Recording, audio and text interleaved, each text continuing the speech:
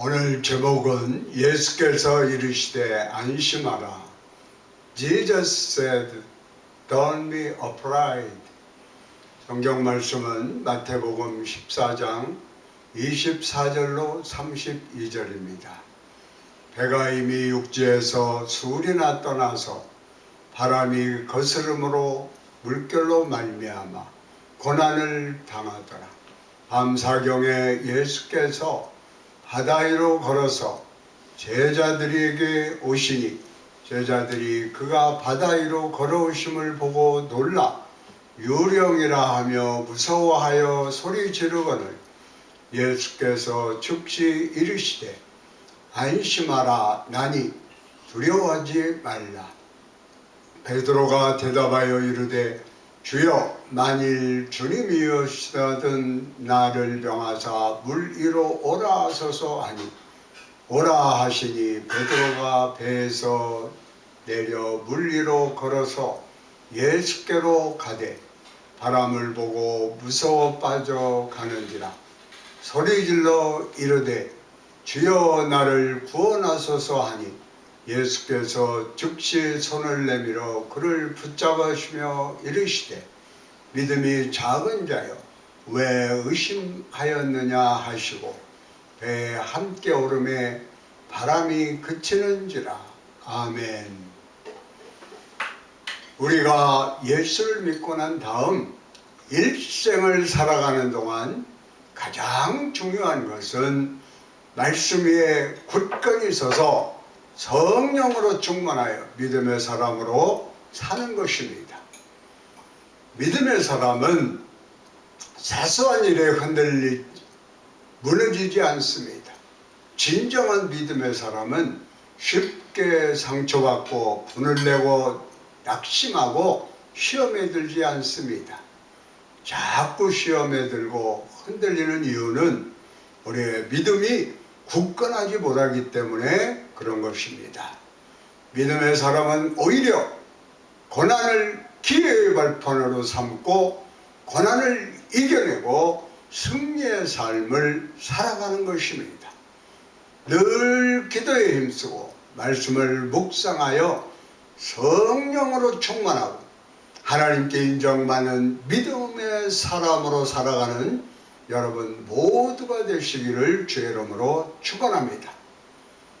첫째로 풍랑을 만난 제자들, 마태복음 14장 24절입니다. 배가 이미 육지에서 수리나 떠나서 바람이 거스름으로 물결로 말미암아 고난을 당하더라. 제자들이 배를 타고 갈릴리 바다를 건너가다가 풍랑을 만났습니다. 그 중에 어부가 여러 명이 있었기 때문에 이 같은 풍랑쯤이야 하고 힘껏 돌을 저었지만 오히려 풍랑은 더 거세지고 큰 어려움에 처하게 되었습니다. 왜 제자들이 이 같은 풍랑을 만나게 되었을까요?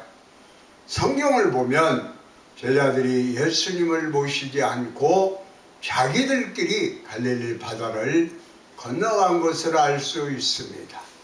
어떻게 저들이 예수님 없이 갈릴리 바다를 건너게 되었느냐? 성경의 그 앞에 부분을 보면 예수님께서 보리떡 5개와 물고기 2마리로 남자로만 5,000명, 여자와 아이들을 합치면 2만 명이 넘는 사람을 다 배불리 먹이고 그 먹고 남은 것들을 모았을 때에 12바구니에 재우는 기적을 행하셨습니다. 이 얼마나 놀라운 기적인지. 이 기적은 마태, 마가, 누가, 요한 4복음서에 다 기록되어 있습니다. 마태복음 14장 19절로 21절에 설명합니다. 무리를 명하여 잔디 위에 앉히시고 떡 5개와 물고기 2마리를 가지사 하늘을 우러러 축사하시고 떡을 떼어 제자들에게 주시매 제자들이 무리에게 주니 다 배불리 먹고 남은 조각을 12바구니에 차게 거두었으며 먹은 사람은 여자와 어린이 외에 5,000명이나 되었더라. 그런데 이 기적을 체험한 사람들이 야, 저 예수가 우리를 이 로마의 앞잡에서 건져줄 우리의 메시아다. 예수를 우리의 메시아로, 우리의 왕으로 모시자. 군중들이 소리를 지르며 몰려들었습니다. 이 설명은 요한복음에 나옵니다. 요한복음 6장 14절로 15절입니다. 그 사람들이 예수께서 행하신 이 표적을 보고 말하되 이는 참으로 세상에 오실 그 선지자라 하더라. 그러므로 예수께서 그들이 와서 자기를 억지로 붙들어 임금으로 삼으려는 줄을 아시고 다시 혼자 산으로 떠나가시니라. 그래서 예수님이 저들을 서둘러 다 돌려보내시고 제자들도 너희도 저러한 군중과 휩쓸리지 말고 빨리 갈릴리 바다로 건너가라 해서 보내신 것입니다. 그리고 예수님 홀로 산으로 기도하러 올라가셨습니다. 마태복음 14장 23절입니다. 무리를 보내신 후에 기도하러 따로 산에 올라가시니라. 저물매 거기 혼자 계시더니 우리 같았더라면 저희들 예수님 곁에 남겼습니다 하고 같이 산에 올라가서 같이 기도를 했어야 하는 게 옳습니다. 얼마나 흥분했던지 저들 먼저 가라 그러니까 배를 냉큼 타고 건너간 것입니다. 배를 타서 저들이 신이 나서 야 봤지 보리떡 5개와 물고기 2마리로 떼어주면 또 나오고 떼어주면 또 나오고 떼어주면 또 나오고 그러니까 저들이 저렇게 흥분해서 열광해가지고 예수님을 왕으로 모시려고 그러지. 야, 예수님이 왕이 되시면 베드로 당신은 수제자이지 당신은 국무총리하시오. 나는 재정을 맡았으니 당신은 재무장관하시오. 서로 신이 나서 자기들이 장차 어떤 높은 자리에 올라갈 것인가 그러한 얘기꽃을 피웠을 것입니다. 실제로 성경을 보면 제자들이 늘 높은 자리에 앉으려는 관심이 많았어요. 예수님이 마지막으로 십자가에 달리시기 그 전까지도 저들이 자리다툼을 했습니다. 그래서 예수님이 맨 마지막으로 가르치신 부분이 제자들의 발을 씻기신 것입니다. 이런 얘기를 하는 동안 예수님을 까맣게 잊어버렸습니다. 그때 풍랑이 다가온 것입니다. 왜 우리 인생에 고난의 풍랑이 다가옵니까? 내가 내 생각과 내 뜻대로 살아가느라 주님을 까맣게 잊어버렸기 때문에 그렇습니다. 나 자신이 내 배의 선장이 되어서 내 힘과 내 능력으로 배를 저어가려고 하니까 고난의 풍랑이 거세게 다가오는 것입니다. 예수를 믿는 그 순간 내 삶의 주인이 내 배의 선장이 예수 그리스도가 되었습니다. 예수님이 내 삶의 주인이라는 것을 잊지 말아야 합니다. 예수님이 내 삶의 주인이신데도 아직도 주인 행세를 하는 사람들이 많이 있습니다. 예수님이 내 배의 선장이신데도 불구하고 내가 내 배의 선장이 되어서 내 스스로 배를 저어가려고 하니까 풍랑이 다가오는 겁니다. 고난이 다가올 때 풍랑을 바라보면 풍랑은 더욱 거세지는 것입니다. 내 힘으로는 풍랑을 잠재울 수가 없습니다. 내 삶의 주인이 되신 예수님만이 모든 고난의 풍랑을 잠재우실 수 있게 우리를 은혜 가운데로 인도해 주시는 것입니다. 예수님 외에는 문제 해결자가 없다는 것을 잊지 말아야 합니다. 모든 문제 해결자는 오직 예수 그리스도 한 분밖에 없습니다.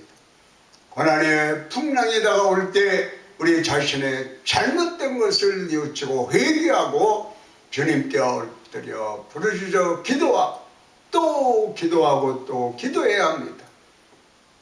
간절히 주님을 찾는 여러분 되시기를 바랍니다.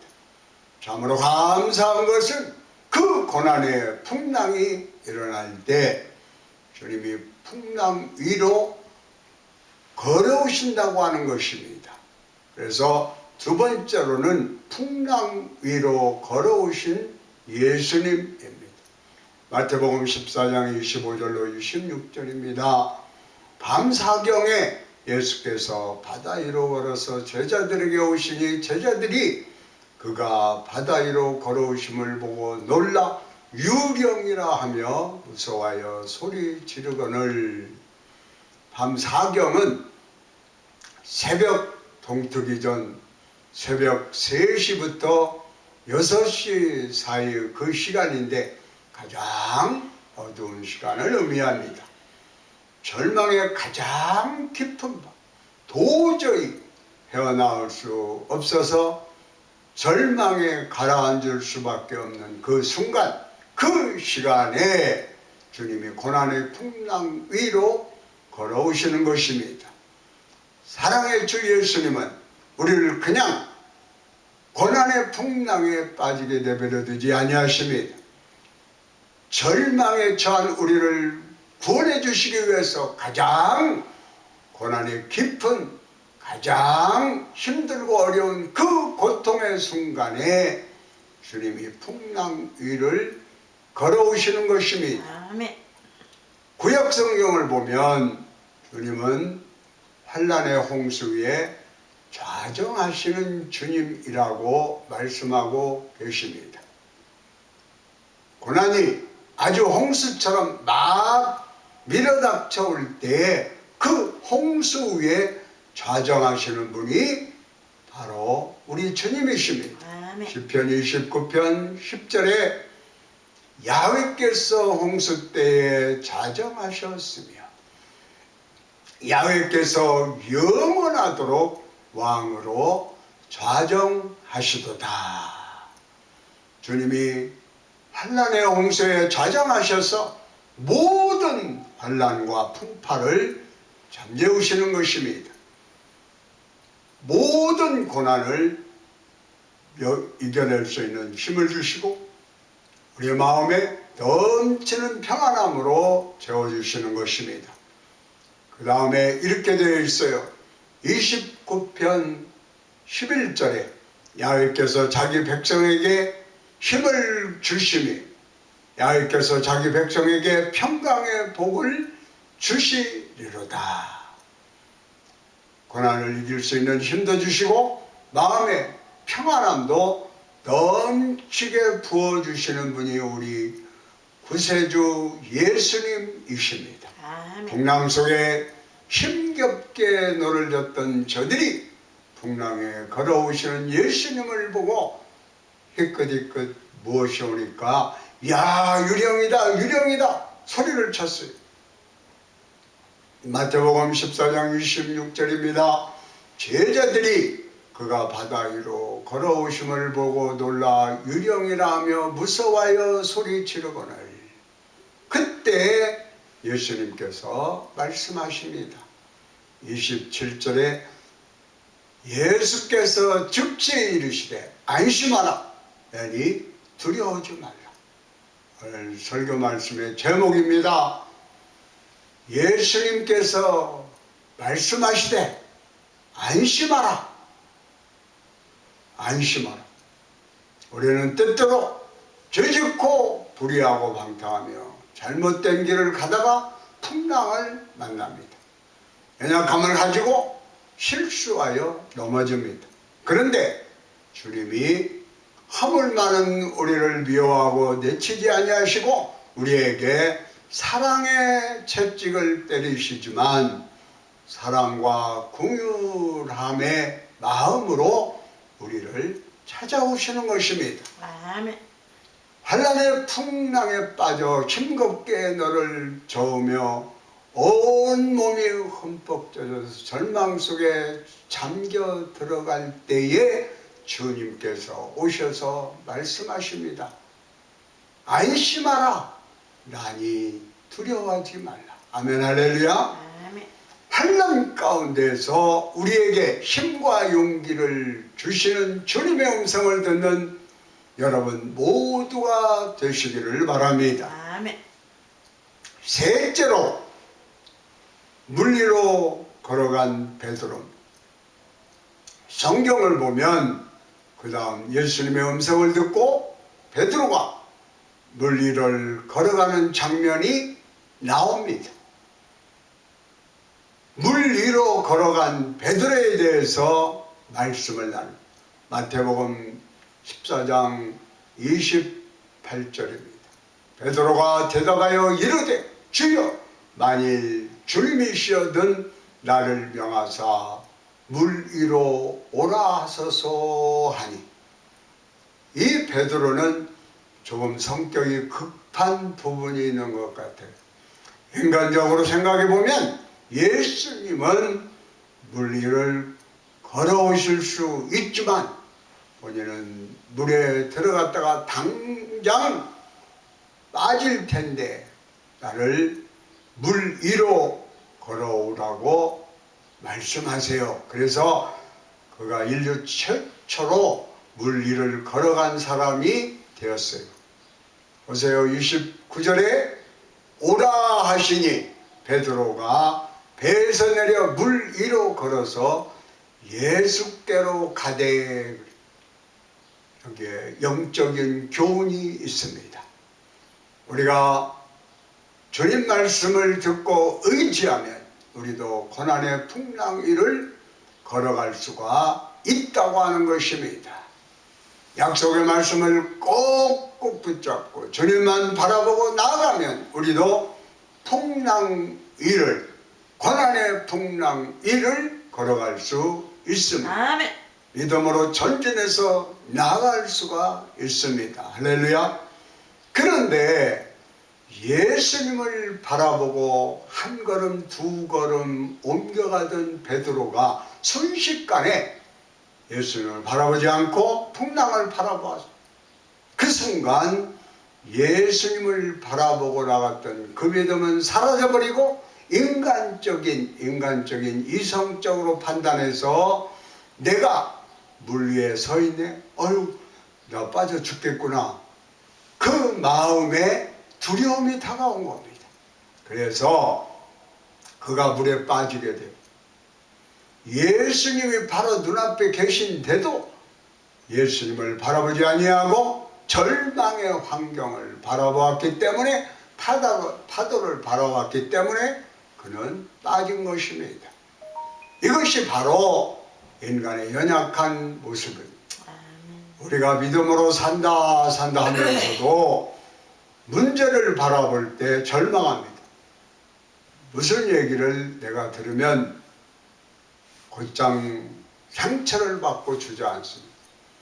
과거에 실패했던 경험이 생각이 나를 점령하면 그냥 가만히 멀쩡히 있다가 스스로 무너지고 맙니다.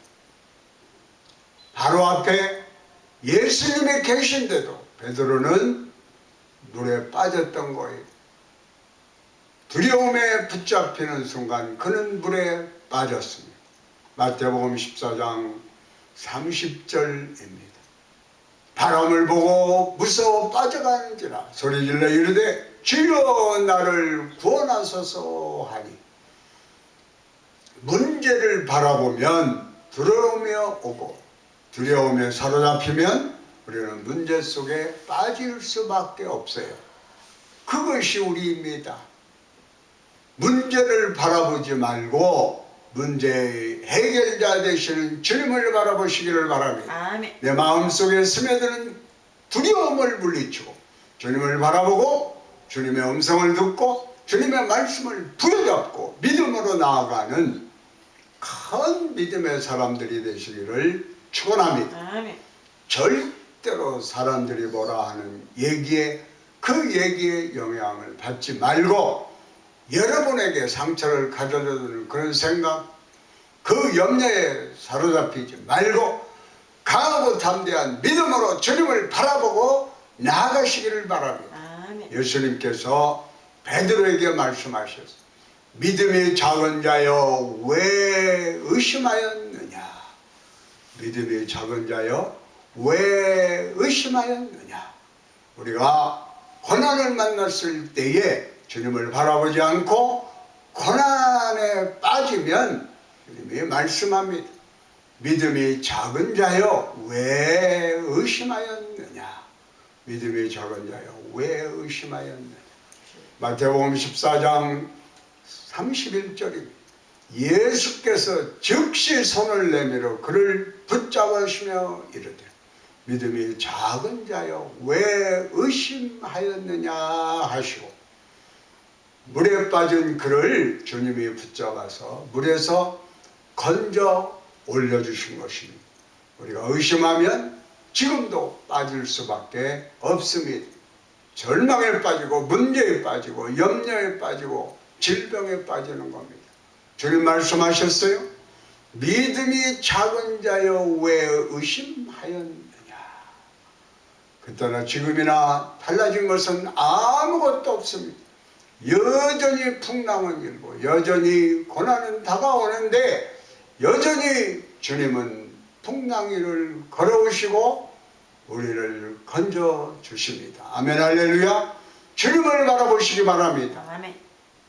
사람을 바라보지 말고 환경을 바라보지 말고 나 자신을 바라보지 말고 오직 주님만 바라보시기 바랍니다. 아멘. 여호수아서 1장 9절에 이런 축복의 말씀이 있습니다. 내가 내게 병한 것이 아니냐? 강하고 담대하라. 두려워하지 말며 놀라지 말라. 내가 어디로 가든지 내 하나님 야훼가 너와 함께하느니라 하시느냐. 구약성경 이사야서 41장 10절에도 축복의 말씀을 우리에게 주십니다. 두려워하지 말라. 내가 너와 함께하리라. 놀라지 말라. 나는 내 하나님이 되리라. 내가 너를 굳세게 하리라. 참으로 너를 도와주리라. 참으로 나의 의로운 오른손으로 너를 붙들리라. 아멘 할렐루야. 주님 우리를 굳세게 하시고 우리를 붙들어 주시고 우리를 모든 어려움에서 이기게 만들어 주시는 것입니다. 고난의 풍랑이 일고 있습니까? 주님을 바라보시기 바랍니다. 약속의 말씀을 붙잡고 믿음으로 나아가시기를 바랍니다. 아멘. 마태복음 14장 32절은 이렇게 설명합니다. 배에 함께 오름에 바람이 그치는 주라. 바람이 그치는 주라. 예수님이 우리 인생의 배에 오시기만 하면 모든 바람은 그쳐버리는 것입니다. 그 순간 고난의 풍랑이 그쳐버리고 잔잔한 호수같이 변화되는 것입니다. 예수님을 여러분의 고난의 풍랑의 자리에 모시기 바랍니다. 예수님만 믿고 의지하며 다시는 염려, 근심, 걱정하지 않게 되는 것입니다. 풍랑이 일고 있는 우리의 삶의 배에 예수님을 모시기 바랍니다. 풍랑이 일고 있는 여러분의 가정에 예수님을 모시기 바랍니다. 풍랑이 일고 있는 여러분의 사업장에 예수님을 주인으로 모시기 바랍니다. 어떤 어려움이 다가오도 예수님을 모셔드리면 그 순간 풍랑은 잠잠해지시는 겁니다. 빌립보서 4장 6절에서 7절 말씀합니다. 아무것도 염려하지 말고 다만 모든 일에 기도와 간구로 너희 구할 것을 감사함으로 하나님께 하라. 그리하면 모든 지각에 뛰어난 하나님의 평강이 그리스도 예수 안에서 너의 마음과 생각을 지키시리라. 아멘. 여러분, 누구에게나 풍랑은 다가옵니다. 그런데 우리 생각은 풍랑이 다가올 때 주님을 바라보지 못해서 자꾸 사람을 바라보고 풍랑을 바라보고 있기 때문에 또 풍랑에 더 깊이 가라앉게 되는 것입니다. 바로 우리의 연약함입니다. 풍랑이 다가올 때 주님께 딱 고정하고 주님만 바라보고 나아가는 여러분 되시기를 바랍니다. 무슨 얘기를 들어도 그 얘기에 귀를 기울이지 말고 주님의 음성에 귀를 기울이고 믿음으로 나갈 때에 주님이 도와주십니다. 고난의 풍랑을 만났어요.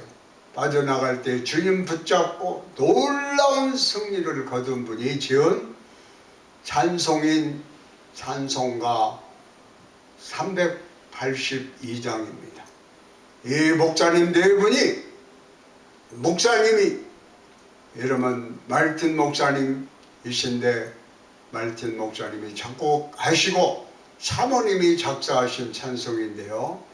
1904년 뉴욕주의 한 도시의 성경학교에 이분들이 찬양 사역자들 교육하러 갔다가 주일날 저녁에 한 교회에 초청을 받아서 설교를 하러 가게 되었습니다. 그런데 갑자기 사모님이 막 열이 막 오르고 몸이 급속도로 아프다고 해서 병원을 갈 그런 상황이 되어서 교회에다가 전화를 걸어서 제가 오늘 저녁 집회를 못하겠습니다. 옆사람이 지금 병원에 입원해야겠습니다 하고 전화를 걸려고 하는데 9살 난 아들이 그 옆에 있다가 전화를 걸라고 하니까 아빠, 하나님께서 여기 설교하러 보내셨잖아요. 하나님께서 책임져 주실 텐데 왜 오늘 예배를 설교를 안 하고 병원에 가려고 그래요. 9살짜리는 풍랑 위에 오시는 예수님을 본 거예요. 아멘. 그 아버지가 너무나 감동을 받아가지고 아들 말에 충격을 받고 그렇지, 너 엄마 옆에서 기도하고 있어 하고 말씀을 전합니다. 얼마나 간절하게 그 교회에 가서 말씀을 전했겠습니까? 그러고 나서 돌아와 보니 아내가 회복이 되었습니다. 아멘. 할렐루야. 그리고 손에다 종이 한 장을 딱 쥐어줍니다. 그 종이를 보니까 너 근심 걱정 마라. 주 너를 지키리. 주 날개 밑에 거하라. 주 너를 지키리. 아멘. 이 설교를 준비하면서 제가 에콰도르에서 목회할 때에 저희 둘째가 4살 때입니다. 제가 엄마 아빠가 뭔가 염려하고 걱정하니까 그거를 보고 엄마 아빠 왜 염려하십니까? 하나님께 기도하면 되는데요. 아멘. 너무나 놀랐어요. 오늘 이 간정에도 보면은 정말 옆에서 보고 있는 9살짜리 아들이 간절하게 어린애와 같은 그러한 마음을 가져야 돼요. 우리 모두도. 정말 하나님께서 계획하는 것은 그 누구도 바꿀 수가 없습니다. 몸이 아프다고? 그렇지 않습니다. 이러한 일을 통해서 멋진 찬송가, 너 근심 걱정 말아라 하는 그런 찬송가가 탄생이 되었습니다. 통합 찬송가 432장입니다. 1절을 같이 부르시겠습니다. 너 근심 걱정 말아라 주 너를 지키리 주 날개 밑에 거하라 주 너를 지키리